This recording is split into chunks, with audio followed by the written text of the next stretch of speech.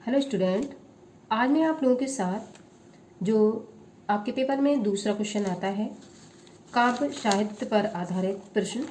जैसा कि मैंने कल आप लोगों से पेपर की चर्चा की थी सिलेबस को ध्यान में रखते हुए, तो ये पहला प्रश्न आपका गद्य साहित्य पर आधारित प्रश्नों की श्रृंखला है। और जो सेकंड क्वेश्चन आपका हिंदी में आता है जिसमें 5 प्रश्न आपके काव्य साहित्य या पद्य साहित्य को आधार मानकर पूछे जाते हैं।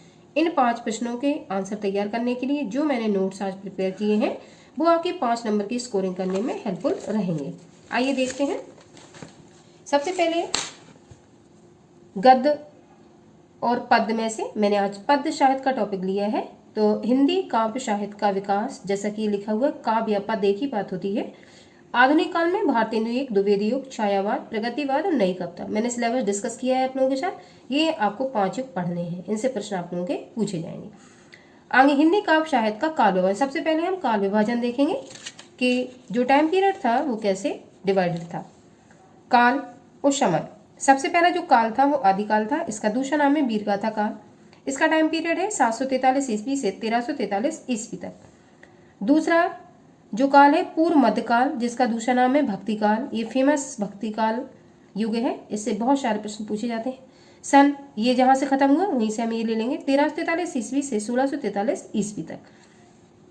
अगला तीसरा जो काल होगा उत्तर मध्यकाल, जिसका नाम है रीतिकाल। टाइम पीरियड यहाँ से जो खत्म हुआ इधर ले लेंगे हम 1643 ईस्वी से 1843 ईस्वी तक। अगला युग है आधुनिक काल, जो अभी चल रहा है इस टाइम पीरियड जहां से ये खत्म हुआ हम यहीं से ले लेंगे 1843 से निरंतर, जो अभी तक चल रहा है। तो इस तरीके से हमें टाइम पीरियड के अनुसार ये जो 4 काल है इनको विभक्त करना है। मैं बिल्कुल शुरुआत से आपको पढ़ाने का प्रयास कर रही हूँ जहाँ से आपके 5 नंबर के प्रश्न आसानी से पेपर में फंस जाए। ये हिंदी का जो काल विभाजन है वो 9 से लेकर 12 तक के सभी विद्यार्थियों के लिए ये सिलेबस में लगा हुआ है, और जो भी प्रतियोगी परीक्षाओं की तैयारी कर रहे हैं उनके लिए भी इम्पोर्टेंट है। आगे देखेंगे विभिन्न कालों के प्रसिद्ध कवि एवं उनकी रचनाएं। तो एक साइड मैंने काल लिखा है, दूसरी साइड प्रमुख कवि लिखे हुए हैं मैंने, और तीसरे साइड प्रमुख रचनाएं। तो सबसे पहले आदिकाल, जैसा कि हमने ऊपर चर्चा की है, आदिकाल के प्रमुख कवि चंद्रवरदाई थे, इनको प्रथम कवि भी कह सकते हैं, और इनकी प्रमुख रचना थी पृथ्वीराज रासो। दूसरे नरपति नाल और दलपति विजय। तो नरपति नाल की जो रचना थी विशलदेव रासो थी, ये रीतिकाल के कवि है, और दलपति विजय की खुमान रासो या खुमान रासो ये इंपॉर्टेंट रचना थी। अगला दूसरा जो काल है भक्ति काल है। इसके प्रमुख राइटर कबीरदास, सूरदास और तुलसीदास है। कबीरदास की रचनाएं बीजक, कबीर ग्रंथावली, कबीर वचनावली आदि।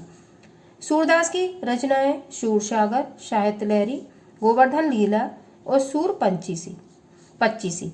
तुलसीदास इंपॉर्टेंट ये भक्ति काल के कवि हैं। इनकी है श्री रामचरितमानस, विनय पत्रिका, जानकी मंगल, पार्वती मंगल, दोहावली और गीतावली, और भी कई सारी हैं, बड़े इंपॉर्टेंट है। अगला काल है रीतिकाल। इसके प्रमुख राइटर हैं केशवदास, बिहारी, भूषण। केशवदास की प्रमुख रचना है रसिक प्रिया, कवि प्रिया, नक्सिक। बिहारी की एक ही रचना प्राप्त होती है, बिहारी सस्सई।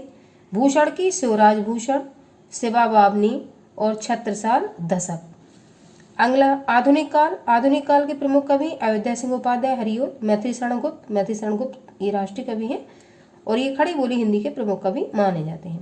प्रमुख रचना प्रिय प्रवास, रस कलश, पद प्रसून। और मैथिली शरण गुप्त की प्रमुख रचना साकेत, जयद्रथ वध और यशोधरा, ये इंपॉर्टेंट रचनाएं हैं। अब विभिन्न काव्यधाराओं की विशेषताएं देखेंगे। काव्यधाराएं वीरगाथा काल ऐसी का आदिकाल नाम है। इसकी प्रमुख विशेषता है रासो ग्रंथों की रचना की थी कवियों ने। वीर रस एवं श्रृंगार रस की प्रधानता थी। आश्रयदाताओं की प्रशंसा, जो राजा होते थे और जो कवि उनके आश्रित थे उनको प्रसन्न करने के लिए कविताएं सुनाते थे, इसलिए वो झूठी भी प्रशंसा राजाओं की करते थे। कौन? कवि। तो आश्रयदाताओं की प्रशंसा डिंगल एवं पिंगल भाषा का प्रयोग किया जाता था। तब हिंदी का विकास काफी अच्छे से नहीं हुआ था, तब ये डिंगल और पिंगल ये राजस्थानी भाषाएं चलती थी। अगला है भक्ति काल, जिसकी 2 शाखाएं थी। निरूढ़ काव्यधारा, इसमें पहली है संत काव्यधारा, जिसको ज्ञानाश्री की शाखा कहा गया। ये कबीरदास जी ने इसको चलाया था।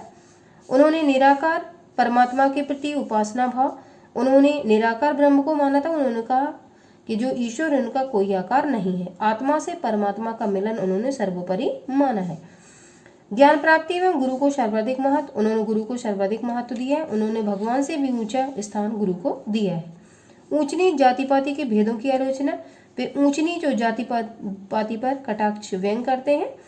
पाखंड और बाह्यचारों की आलोचना, वो पाखंड, व्रत, तीर्थ, ये हज जाना, ठीक है, चारों धाम करना, इनके बाह्यचारों की वो क्या आलोचना करते थे। अगला दूसरी शाखा भक्ति काल की सूफी काव्यधारा प्रेमाश्रय शाखा। प्रेमाश्रय शाखा में मुस्लिम कवि थे, लेकिन उन्होंने हिंदू राजकुमार राजकुमारियों को आधार मान के अपनी रचनाएं की थी। विशेषता क्या थी? प्रेम भावना द्वारा परमात्मा की प्राप्ति। हिंदू संस्कृति का उन्होंने चित्रण किया था। फारसी मसनबी पद्धति का प्रयोग किया था। जो उन्होंने शैली अपनाई थी वो मसनबी शैली थी। अब अगली देखेंगे सगुण काव्यधारा, ये भक्ति काल की शाखा चल रही है। सगुण काव्यधारा, आपने अगर मेरा शॉर्ट देखा होगा, मैंने इस पे एक शॉर्ट बनाया था जो शाखाएं हैं, तो आपको अच्छे से समझ में आएगा। सगुण काव्यधारा में पहली है राम भक्ति काव्यधारा। इसमें विशेषता में दास भाव की भक्ति की प्रधानता है। तो तुलसीदास ने जो रचनाएं की हैं उन्होंने अपने आप को प्रभु के सामने दास बताया, तो दास भक्ति की प्रधानता थी। मर्यादा पुरुषोत्तम राम को ईश्वर रूप मानकर उनका गुणगान किया था उन्होंने। सामाजिक कल्याण की भावना विद्यमान थी। अवधी और ब्रजभाषा का प्रयोग उन्होंने अपनी रचनाओं में किया था। अगली खा कृष्ण भक्ति काव्यधारा, इनकी विशेषता क्या थी? इसके प्रमुख कवि सूरदास जी हैं। श्री कृष्ण की लीलाओं का वर्णन, सखा भाव की भक्ति की प्रधानता, वात्सल और श्रृंगार रस की प्रधानता, प्रकृति का उद्दीपन रूप में वर्णन, तो इन्होंने ये विशेषताएं अपनाई हुई थी। अगली पांचवी रीतिकालीन काव्यधारा, इसमें श्रृंगार रस की रचनाएं थी। श्रृंगार रस को आधार मान के रचनाएं रची गई थी।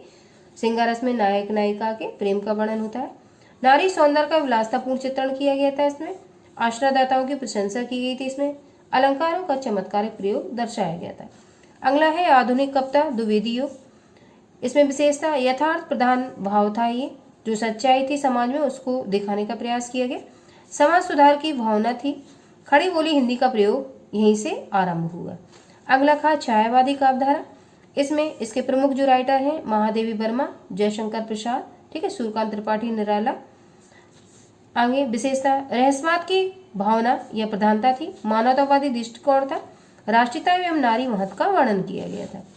अगली प्रगतिवादी काव्यधारा, परंपरा का विरोध किया गया था। जो चला आ रहा था उसका विरोध करते थे कवि। सोचतों की दुर्दशा का चित्रण किया गया था। जो सताया जा रहा था तो दुर्दशा को दर्शाया था। क्रांति की भावना थी। इसमें सामाजिक विशेषताओं का चित्रण भी किया गया था। अगली है प्रयोगवादी काव्यधारा। इसमें कुंठा और निराशा थी। कवि ने जो दर्शाने का प्रयास किया था अपनी कविताओं में। सामाजिक एवं नैतिक व्यवस्था के प्रति विद्रोह था ऐसे कवियों में। घोर व्यक्तिगतता थी। ये अपने बारे में सभी लोग सोचते थे।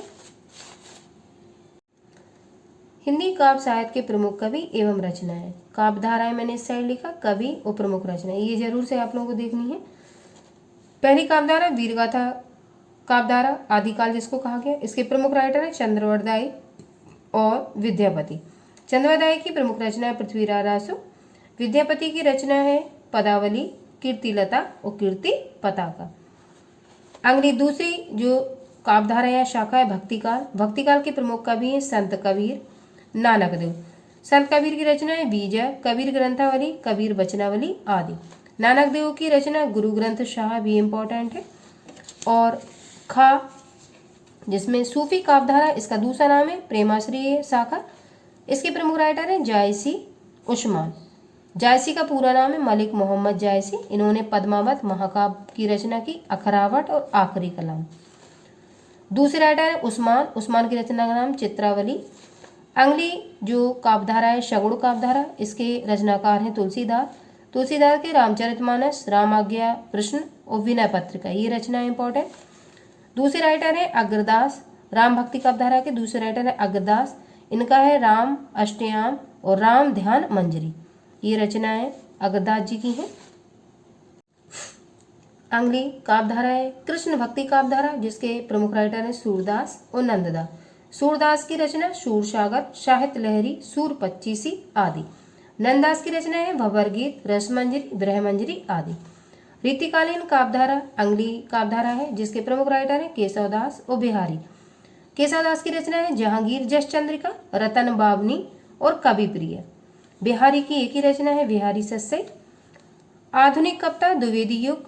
द्विवेदी युग के प्रमुख राइटर है अयोध्या सिंह उपाध्याय, अरियोद, ये आपकी जीवनी लगी हुई है। इसके प्रमुख रचनाएं इनकी प्रिय प्रवास, वैदेही वनवास, चुपते चौपते आदि। प्रिय प्रवास महाकाव्य है। अगले राइटर है मैत्री शरण गुप्त, इनकी रचना का नाम है साकेत, अनक और यशोधरा। अगले राइटर हैं अंगली काव्यधारा, छायावादी काव्यधारा। राइटर इंपॉर्टेंट जयशंकर प्रसाद, इनकी रचना है झरना, लहर, आंसू, कामायनी। दूसरे राइटर है महादेव वर्मा, निहार, नीरजा, संदनी, सप्तपर्णा आदि। ये प्रमुख रचनाएं इनकी हैं। अगले प्रगतिवादी काव्यधारा के प्रमुख राइटर है सूतकांत त्रिपाठी निराला, इनकी रचना का नाम है जूही की कली, बेला आदि। अगले राइटर हैं रामधारी सिंह दिनकर, ये प्रगतिवादी काव्यधारा के राइटर हैं। इनकी रचना है कुरुक्षेत्र, रसमरथी, सामधेनी आदि।